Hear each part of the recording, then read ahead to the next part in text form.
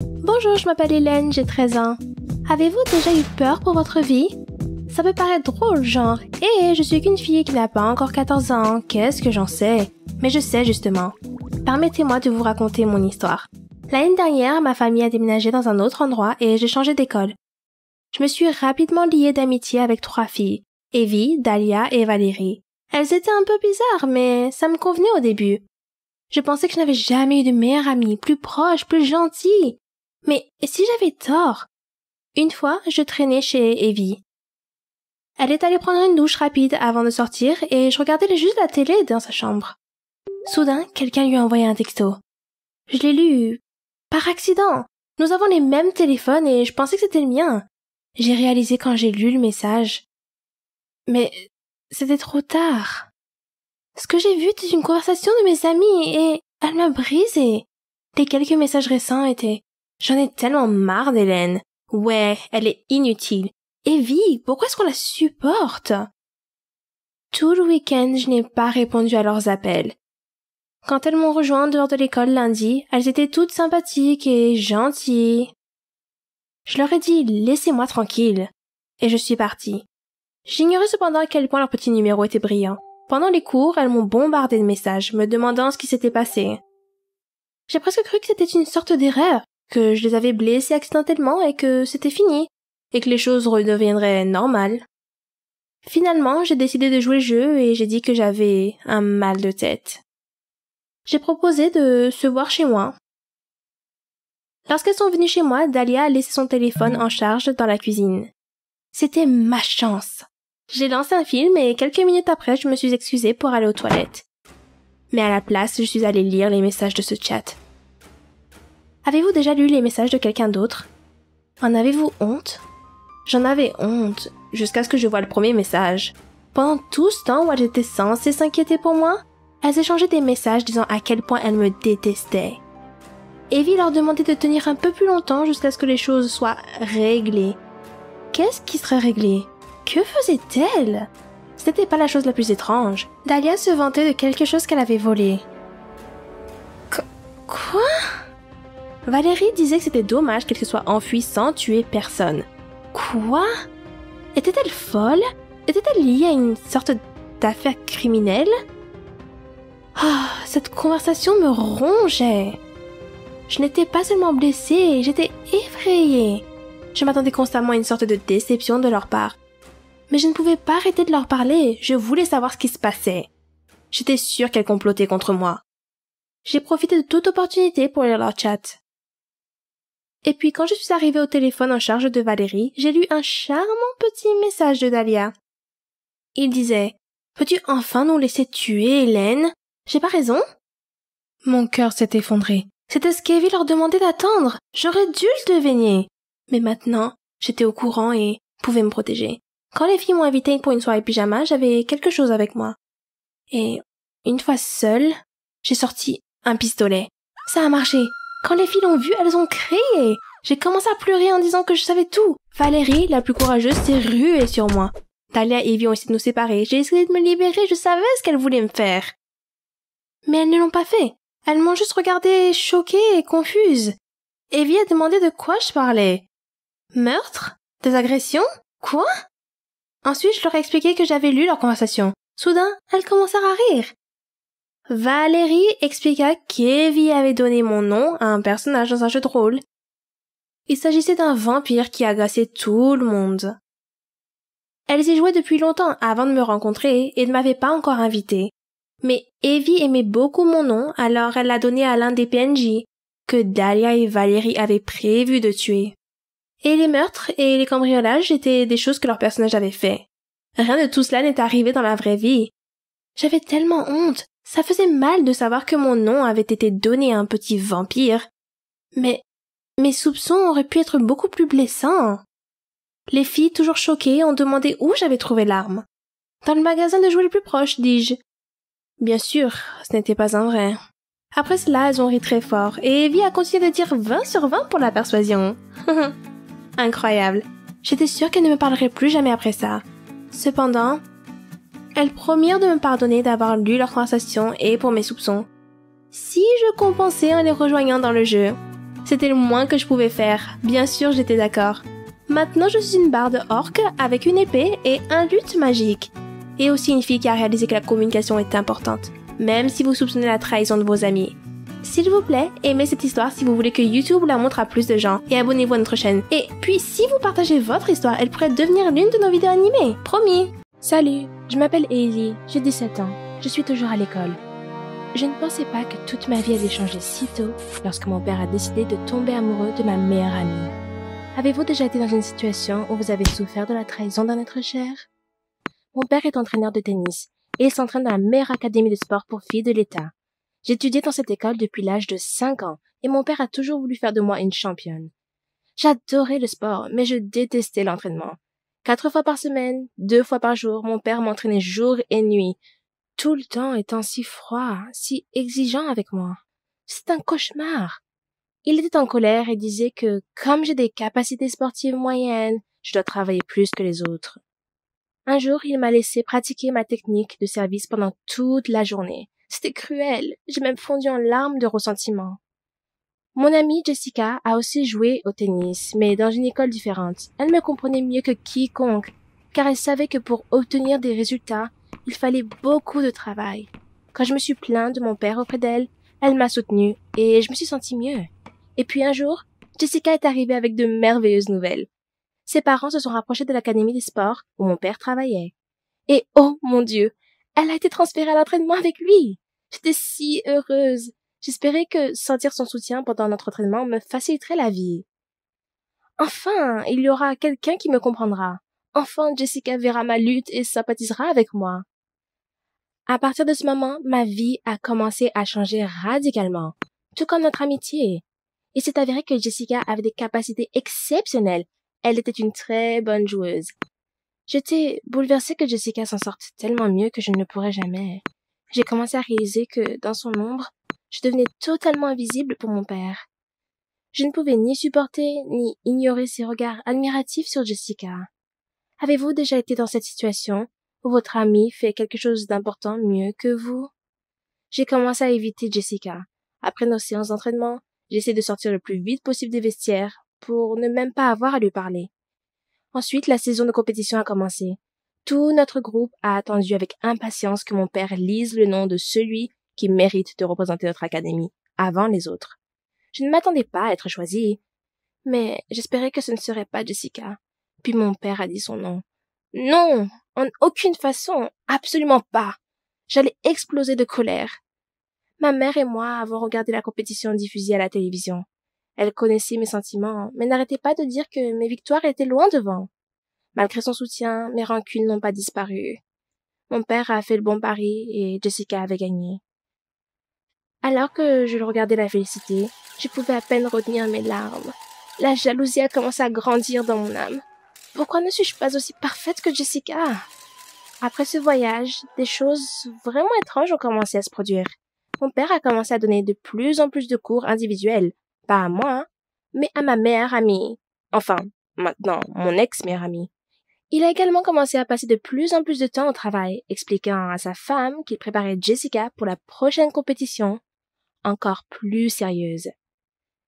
J'ai commencé à la regarder de plus près pendant la formation, et j'ai remarqué que parfois mon père touchait Jessica. Au début, je ne pouvais pas en croire mes yeux. Il la serrait dans ses bras après un service réussi, ou l'inverse, lui tapotait légèrement l'épaule après un coup imparfait, montrant la direction de la raquette. Il se rapprochait d'elle, et comme il m'a semblé, l'applaudissait. Mon père avait-il un béguin pour mon ami? Cette pensée m'a frappé comme un éclair. Ce soir-là, je voulais tout dire à ma mère, mais je me suis arrêtée et j'ai décidé de regarder davantage pour obtenir des preuves, à toute épreuve de cette relation perfide. Pendant l'entraînement de Jessica, je me suis cachée sous la fenêtre du cours et j'ai vu à quelle fréquence il prenait des pauses pour discuter, parfois en riant. Et, une fois la séance d'entraînement terminée, Jessica est montée dans la voiture de mon père. Non! Eh bien, c'était trop. Je tremblais, j'étais surexcitée. Ils sont allés dans la direction opposée de notre maison. J'ai paniqué, mon cœur battait la chamade. Mon esprit était plein des pires perspectives de ce qui pourrait se passer ensuite.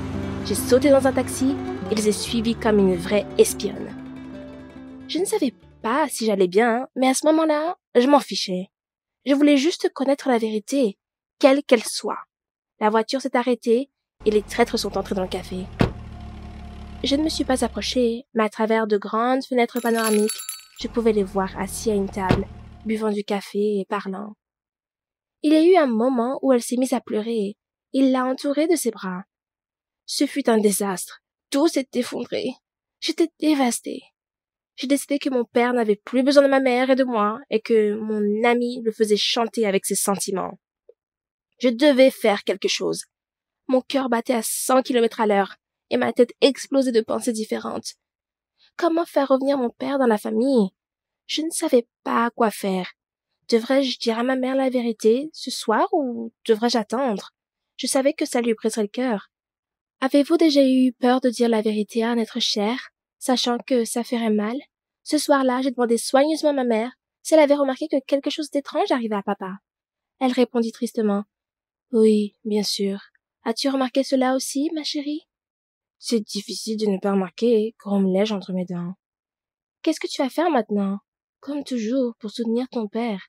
Espérons que son stress et sa fatigue passeront une fois la compétition terminée. Alors, voilà. Ma mère ne savait rien.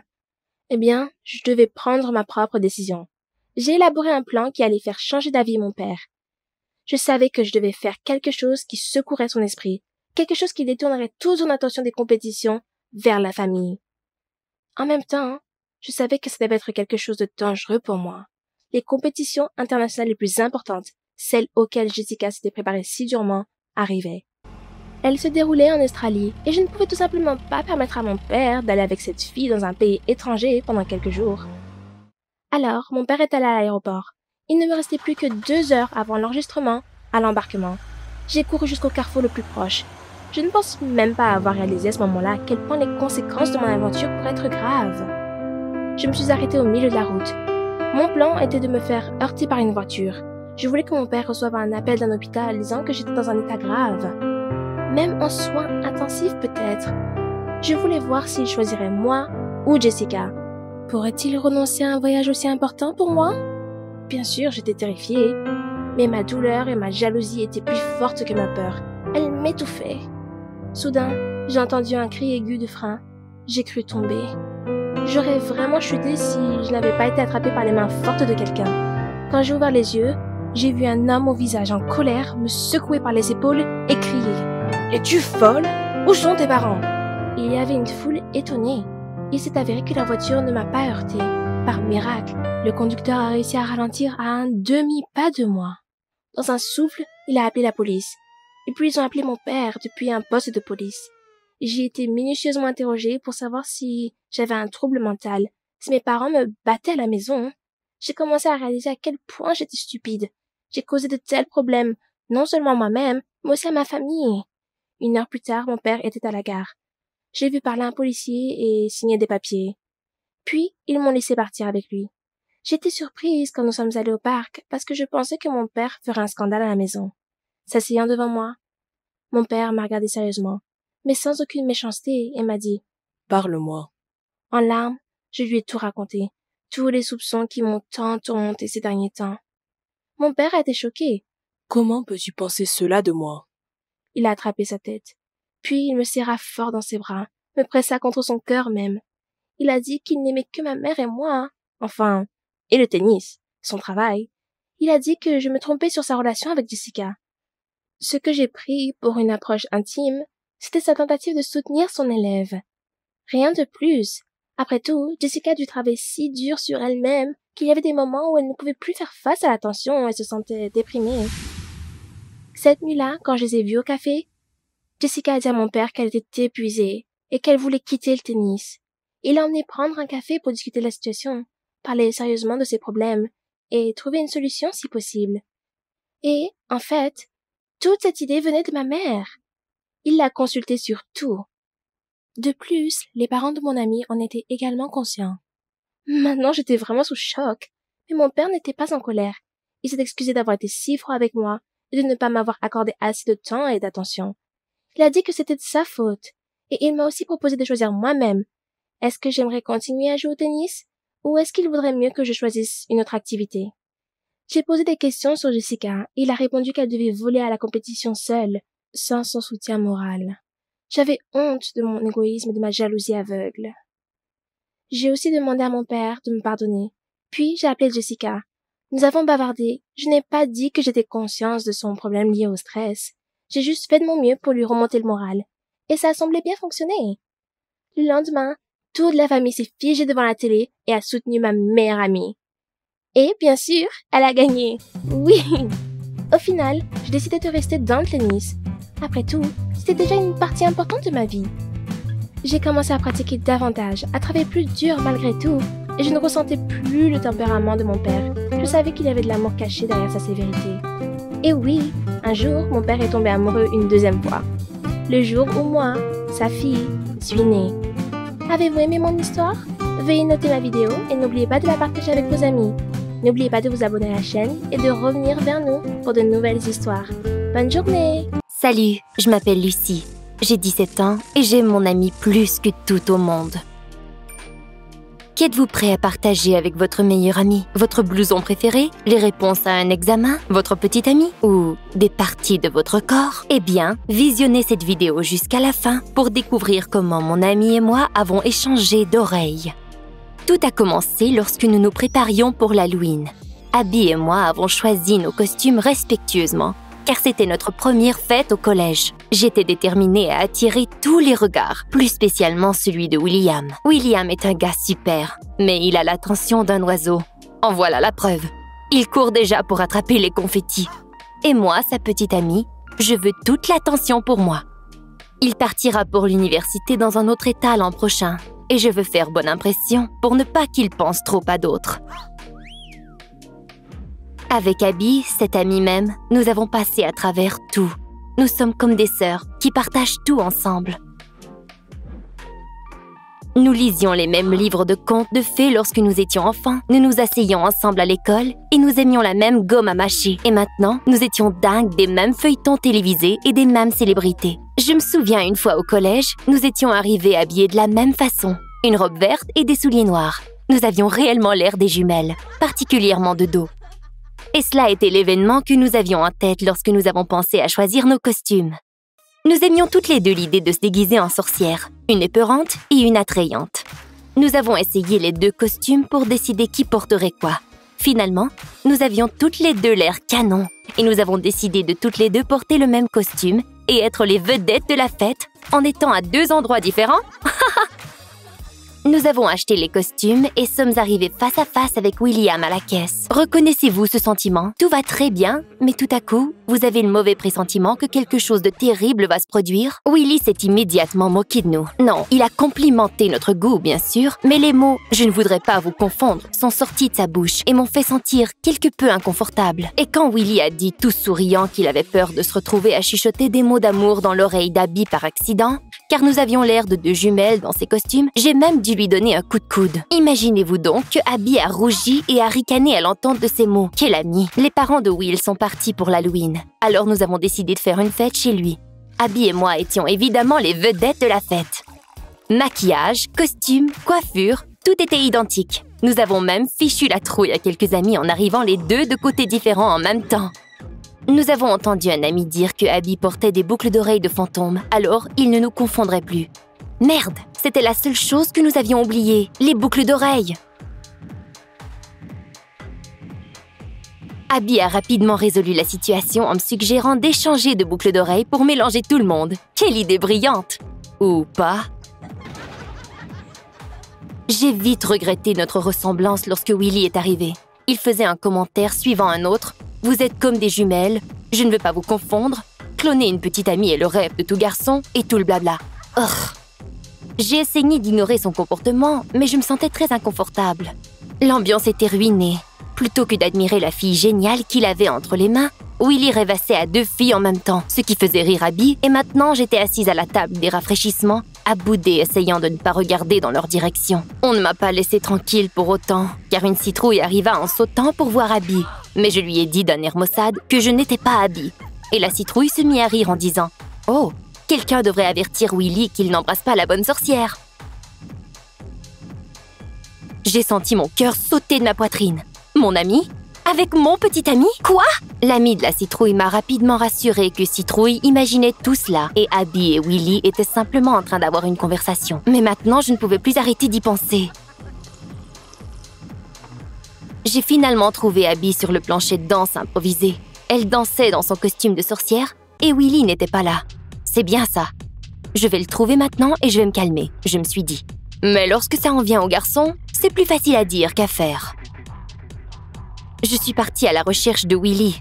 Mais aussitôt que j'arrivais dans une pièce, on me disait qu'il venait tout juste de quitter il y a de ça quelques instants. Finalement, je suis allée partout à travers la maison, tout ça pour me retrouver dans le salon à nouveau.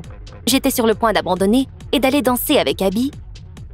Mais c'est à ce moment que quelque chose arriva. Quelque chose qui me choqua extrêmement. Will arriva dans le salon et j'ai commencé à lui envoyer un signe de la main, mais il ne m'a pas aperçu. Non, plutôt que de me regarder, il se faufila derrière Abby et l'entoura de ses bras, mettant ses mains sur ses hanches. Et ma meilleure amie n'a même pas essayé de le repousser. Pourtant, elle savait bien qu'il était mon petit ami. Je me suis précipitée vers eux avec l'intention de leur donner une bonne raclée. J'étais enragée et rouge de colère. Will sursauta et repoussa Abby immédiatement. Il a commencé à justifier ce qui était arrivé. Je pouvais comprendre son excuse de nous avoir confondus, mais je ne pouvais pas accepter la conduite d'Abby. Oui, nous portions exactement le même costume. Oui, Willy croyait peut-être réellement que c'était moi. Mais il n'y avait aucune raison pour la conduite d'Abby. Elle savait qui était derrière elle. Elle flirtait avec mon petit ami et elle le draguait. Avez-vous déjà réagi rapidement à cause de la colère? Ma colère était mélangée avec la boisson que j'avais consommée et j'ai décidé de faire quelque chose de déplaisant à Abby. Par exemple, lui enlever ma boucle d'oreille. J'avais une main sur sa tête et une main tirant son oreille gauche. Abby commença à tirer mon oreille aussi. Je détestais tout et tout le monde autour de nous. Nous avons perdu pied et nous sommes tombés sur le sol en roulant et nous tiraillant. La foule a commencé à applaudir et se rassembler près de nous en nous encourageant de continuer notre bataille. Lorsqu'Abby frappa ma tête contre le plancher, j'ai perdu connaissance et je me suis réveillée dans un lit d'hôpital avec un bandage contre mon oreille. Le médecin nous a expliqué que pendant notre bataille, nous roulions sur le plancher et nous avons brisé quelques verres de vitre. Nous nous sommes coupés et c'est à ce moment que nous avons arraché notre lobe d'oreille. Abby était allongée dans le lit voisin au mien. La couleur disparut de son visage. J'avais mal au ventre à cause de la peur. Nous avons mis nos mains contre nos oreilles pour sentir le bandage et nous sommes accourus vers le miroir. Mais le médecin nous a rassurés. Il nous a dit que l'ambulance était arrivée assez rapidement pour permettre aux chirurgiens de recoller nos lobes d'oreilles à temps.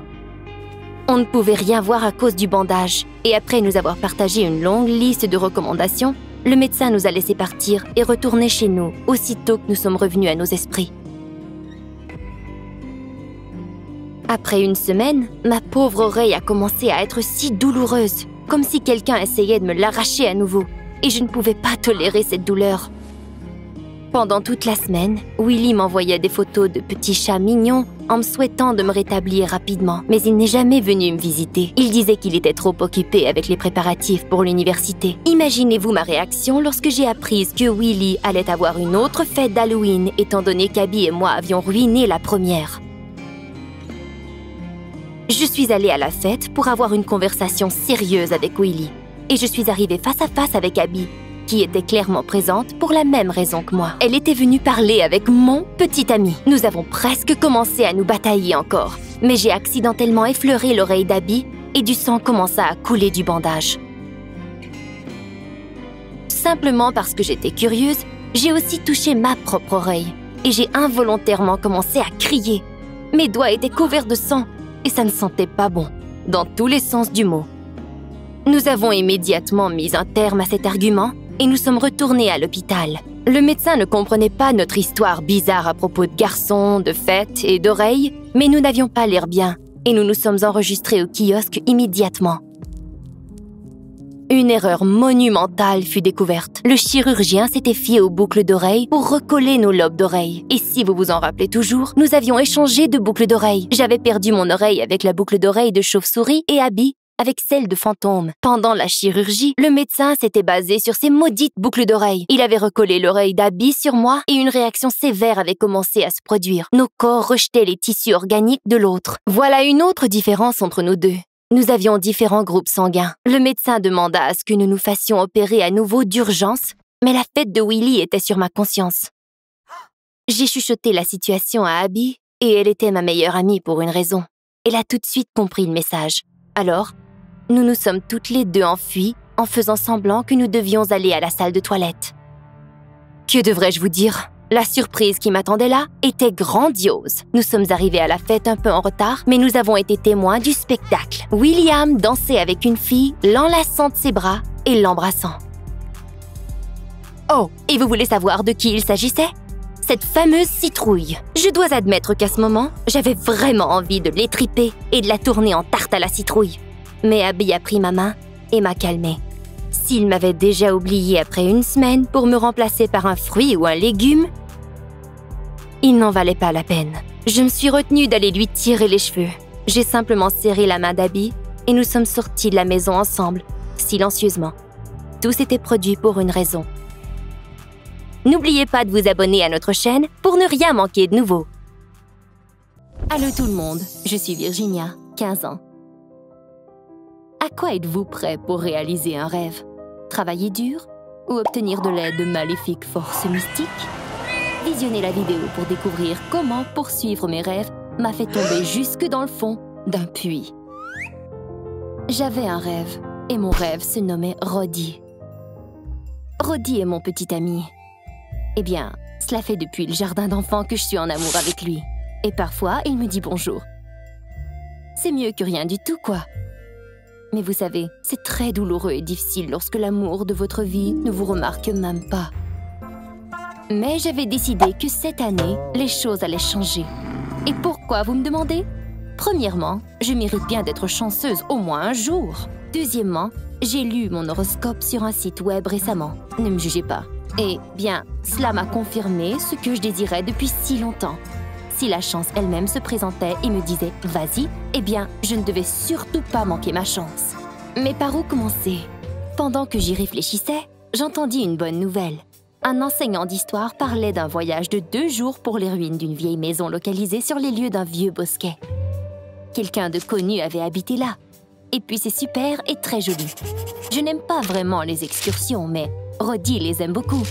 Il a mis son nom sur la liste de participants immédiatement. Et je l'ai suivi. Aimez-vous visiter les lieux historiques?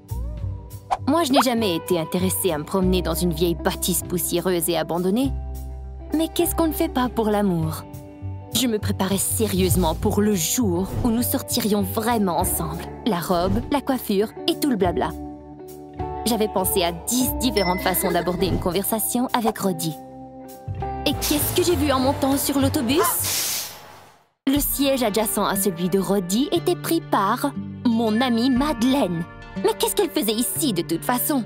Elle n'aimait même pas ses voyages autant plus que moi. J'aurais pu faire de beaux yeux à mon petit ami, mais à la place, j'étais forcée d'admirer le paysage monotone par ma fenêtre pour 5 heures d'affilée. Super, merci beaucoup.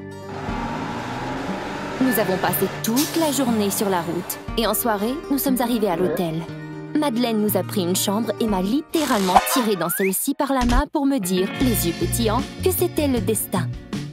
Elle m'a dit qu'elle avait finalement décidé de se lancer et de flirter avec le gars de ses rêves pendant ce voyage. Et que parce que j'étais là aussi, elle serait définitivement chanceuse. Non mais quelle horreur! Je pensais que je tenais Roddy dans mes filets et puis soudainement une rivale. Et elle était ma meilleure amie. Peut-être que les Verseaux aussi devaient renforcer leur vie personnelle cette année. Une chose était certaine, j'étais loin d'abandonner. L'enseignant parlait de cette fameuse maison étrange et de l'écrivain qui y vivait. Mais seulement les intellos portaient attention. Les garçons jouaient aux idiots, Madeleine suivait Roddy au centimètre près, et moi, je pensais à comment je pourrais bien attirer l'attention de Roddy. Je n'y ai pas pensé jusqu'à ce que nous arrivions dans le jardin, là où M. Asher nous parlait d'un puits.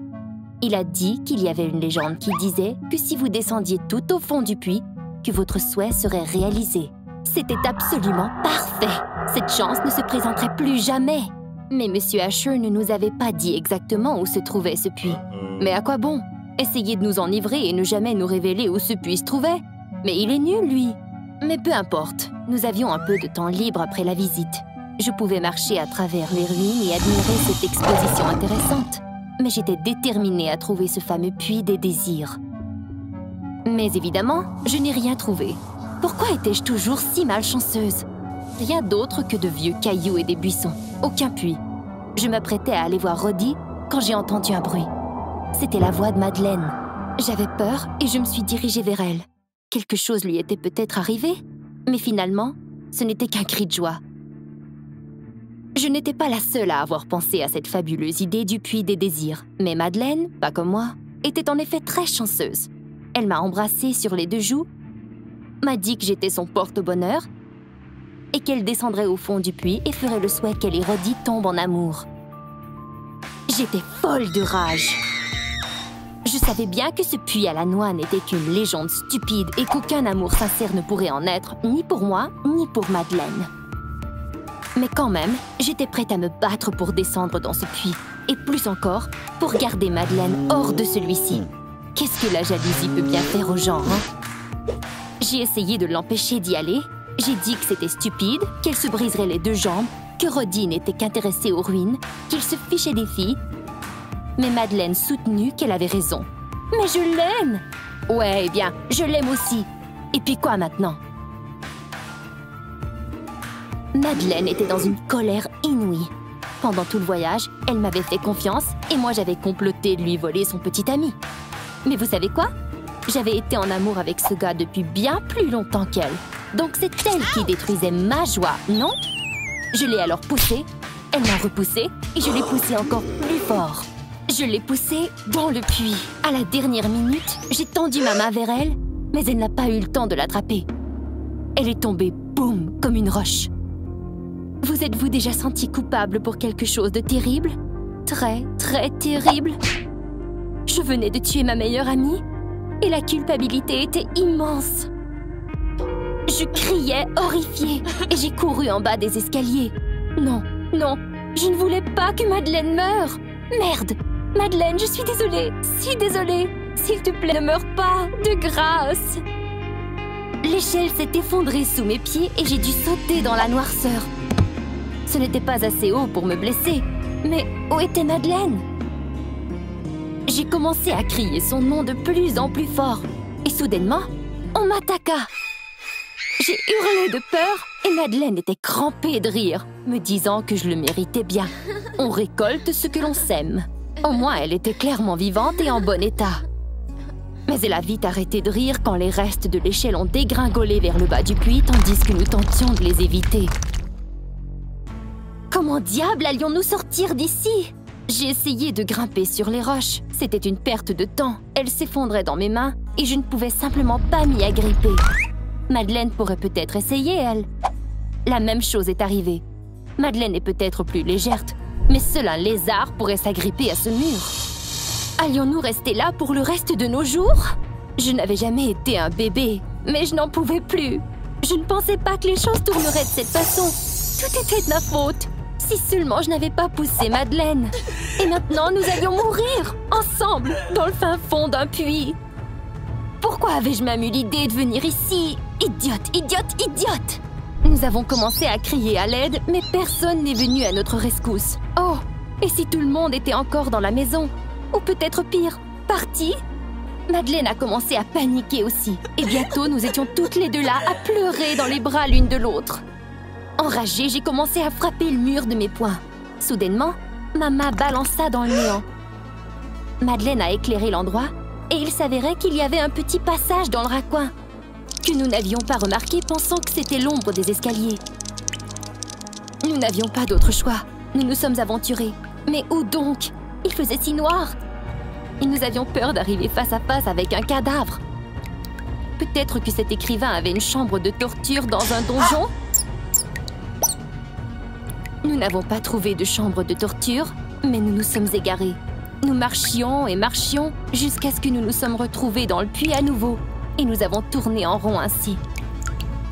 À la fin de notre aventure, Mon téléphone n'avait plus de jus. Nous n'avions plus du tout de lumière. C'était la noirceur totale. J'ai commencé à prier le puits. Ne vous moquez pas de moi, je vous en prie. J'avais tellement peur. Et j'essayais de trouver une issue de secours. J'ai demandé au puits de nous laisser partir pour que nous soyons saines et sauves. N'était-ce pas la moindre des choses? Tout à coup, Madeleine m'a agrippée et nous avons tourné brusquement vers la droite et j'ai senti une brise d'air frais. Dis donc, Madeleine était si douée, je n'aurais jamais remarqué. Nous avons couru aussi vite que possible en égratignant nos pieds contre les roches rugueuses. Et puis, nous avons vu une lumière au bout du tunnel. Bang! Nous avons foncé dans une porte verrouillée. Allions-nous vraiment rester pris ici et mourir? Nous nous sommes mis à crier à tue-tête. Et puis la porte s'ouvrit grande. Le garde de sécurité nous ramena à la maison et nous dit que nous étions dans une attraction touristique, un labyrinthe souterrain. Le labyrinthe était simplement fermé aujourd'hui. Nous avons rampé vers nos amis, effrayés mais heureuses. Et à ce moment même, nous avons vu une de nos collègues de classe se lancer au cou de Roddy près des autobus. Nous nous sommes regardés et nous avons ri. Oui, nous avions eu toute une aventure. Et tout ça pourquoi? Pour un gars qui était apparemment occupé. Entre-temps, abonnez-vous à notre chaîne, aimez nos vidéos, partagez-les avec vos amis et envoyez-nous vos histoires. Nous avons hâte de vous revoir. Salut! Salut, je m'appelle Bella, j'ai 17 ans. Avez-vous déjà senti que vous deveniez éloigné de votre autre moitié, alors que vous prétendiez que rien ne se passait? Et si votre ami était la raison? Regardez la vidéo jusqu'à la fin et découvrez comment j'ai entendu mon petit ami avec ma meilleure amie et comment ça s'est passé. Je ne suis pas une personne très sociable. Je n'ai pas eu le temps de me faire des amis à cause des cours de chant constants. Mais je me sentais vraiment importante sur scène. C'est un sens de la scène, de la foule, de la gloire. J'ai beaucoup joué et je n'ai jamais eu peur de la scène. Mais je n'ai jamais été confiante. Je sentais que quand je n'étais pas sur scène, les gens ne me prenaient pas au sérieux. Que je devenais absolument rien. Personne ne veut être invisible. Nous sommes tous humains et nous voulons tous de l'attention et de l'amour. Mais personne ne veut perdre cela. Parfois, je vais même trop loin dans le contrôle que j'ai sur les gens dans ma vie. Dans de tels moments, ma meilleure et unique amie m'aide toujours. Elle n'arrête pas de dire que je réagis de manière excessive, que parfois je dois juste demander de découvrir la vérité. Son nom est Lexi. Contrairement à moi, c'est une personne blasée. Sur scène et dans la vie, elle est audacieuse et très joyeuse. C'est la personne la plus optimiste que je connaisse. Elle aime beaucoup la musique et rêve que nous allons créer notre propre groupe et partir. Je lui rappelle à chaque fois que nous n'irons nulle part sans mon petit ami, qu'il y aura toujours nous trois. Avez-vous déjà entendu parler d'un triangle amoureux? Avez-vous déjà été dedans? Et si vous êtes un angle supplémentaire dans ce triangle? Le nom de mon petit ami est Nick, mais je l'appelle Edouard pour plaisanter. Vous savez, Edouard, Bella. Lexi m'a mise en couple avec Nick l'année dernière et nous traînons tous ensemble. Il nous a dit que l'école organisait un concours de talents musicaux et a proposé d'y participer. Lexi et moi avons accepté ensemble. J'ai pensé que c'était une excellente idée parce que créer ensemble vous aide à mieux comprendre à quoi ressemblent vraiment les relations entre les gens. Nous avons commencé à répéter le même jour. Nick m'a choisie comme chanteuse principale. J'étais ravie. Nous devions trouver un nom pour notre groupe. Nous avons donc décidé d'utiliser la lettre principale de nos noms. Tout allait bien jusqu'à... Je me suis penchée sur Lexi pour la récupérer un jour en répétition. Elle s'est levée brusquement pour me faire sursauter et m'a accidentellement frappé à la mâchoire avec son front. Lexi m'a demandé comment j'allais. C'était la première fois que je la voyais si effrayée. Je suis allée au miroir et je me suis regardée. Ma bouche saignait. J'ai très peur de... la vue du sang. Et chaque fois, je perds connaissance. C'est arrivé cette fois aussi. Je suis revenue à moi dans ma chambre. Nick et Lexi étaient assis à côté de moi. J'ai commencé à leur parler et je n'ai pas pu prononcer correctement les mots. Lorsque Lexi m'a frappée, ma dent s'est cassée et j'ai commencé à pleurer. Lexi a dit qu'elle chanterait à ma place pour que je n'ai pas à me forcer. Nick a soutenu l'idée et a dit que Lexi avait une très belle voix. J'ai ressenti une forte injustice. Voulait-il dire qu'elle chantait mieux que moi? Alors peut-être qu'elle était meilleure que moi en tout? Nous avons répété pendant des heures dans le garage de Nick, mais je ne pouvais pas me concentrer. Ces derniers jours, j'avais tellement de pensées en tête. Je n'aimais pas être en compagnie de Lexi et Nick. Je voulais fuir tout le temps. Et la dent ébréchée n'était pas la raison. Ils se tenaient ensemble et s'amusaient. Et je ne ressemblais à rien.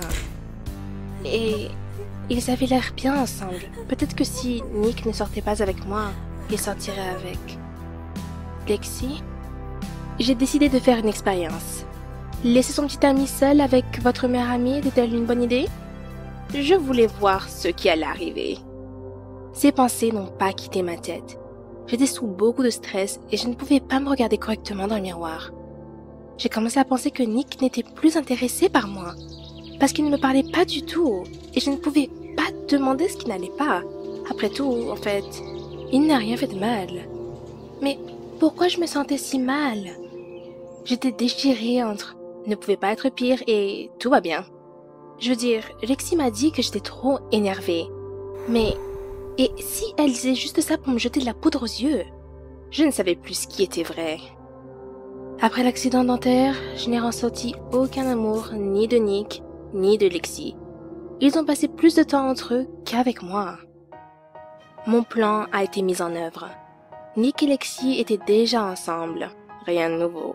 Je me suis assise avec eux. Ils ne m'ont parlé que lorsqu'ils avaient fini. Vraiment, pourquoi les interrompre? J'étais vide. Je l'étais devenue depuis longtemps à leurs yeux. Rien de nouveau, il était temps de s'y habituer. Avez-vous déjà été jalouse de votre petite amie ou d'une amie? Qu'avez-vous ressenti? Selon vous, qu'est-ce qui vous rend jalouse? Lexi demanda ce que nous faisions le week-end. J'ai proposé de faire du camping. Ils ont accepté et ont dit qu'ils voulaient passer du temps ensemble, juste nous trois. À ce moment, j'ai pensé à nouveau que j'avais tort.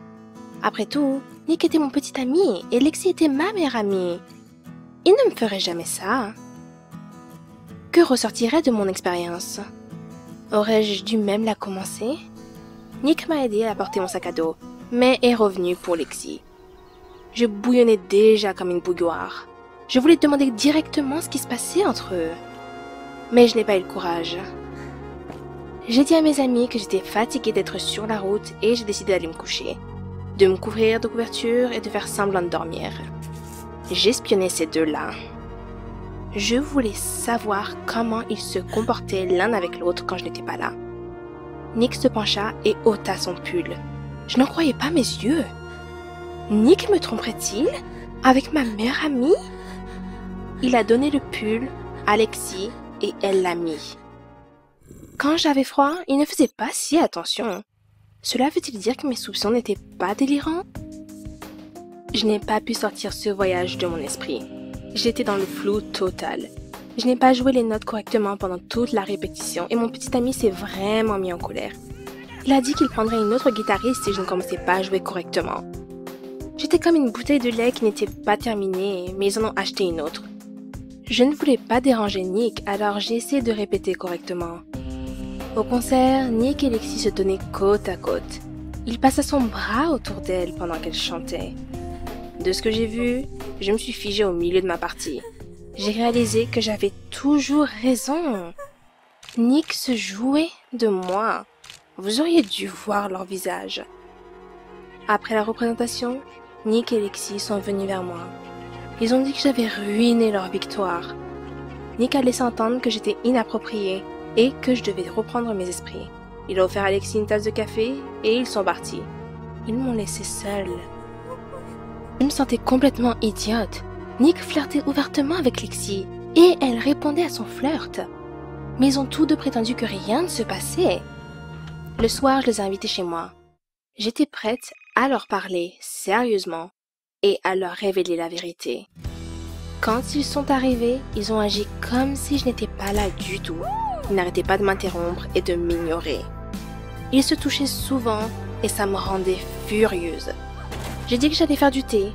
Je me préparais à tout leur dire. Quand je suis revenue et qu'ils étaient partis, j'étais encore plus en colère. Il y avait du bruit dans la salle de bain, alors j'ai décidé d'écouter. Quelqu'un respirait bruyamment. Le faisait-il chez moi? J'ai ouvert la porte brusquement. Ils étaient allongés sur le sol, les visages rusés et faisant des sons érotiques, dans leurs vêtements. Ils ont commencé à rire de moi. J'ai réalisé qu'on m'avait trompée et je me suis enfermée dans ma chambre. Pourquoi tout ça? Nick et Lexi sont entrés par la fenêtre. Je ne voulais vraiment pas leur parler, alors ils m'ont demandé de simplement les écouter. Ils ont dit qu'ils étaient fatigués de prouver que j'étais importante pour eux, et ils appréciaient mes sentiments. Si je n'apprenais pas à faire confiance aux gens proches de moi, je les soupçonnerais toujours de quelque chose. Alors ils m'ont fait une blague. Ils ont compris mon expérience quand je portais 3 couvertures. J'avais très honte. Il me semblait que j'avais raison, alors qu'en fait j'étais complètement fermée en moi-même et dans mes pensées. J'ai failli les perdre tous les deux à cause de ma méfiance. Mais je ne laisserai pas cela se reproduire. J'ai commencé à leur parler de mes expériences et de mes peurs. Et je me sentais vraiment mieux. Si vous aimez mon histoire, veuillez aimer et vous abonner à la chaîne. Cliquez sur l'icône en forme de cloche pour ne pas manquer une nouvelle histoire. Passez une bonne journée et n'oubliez pas que vous devez valoriser vos proches et pouvoir leur faire confiance.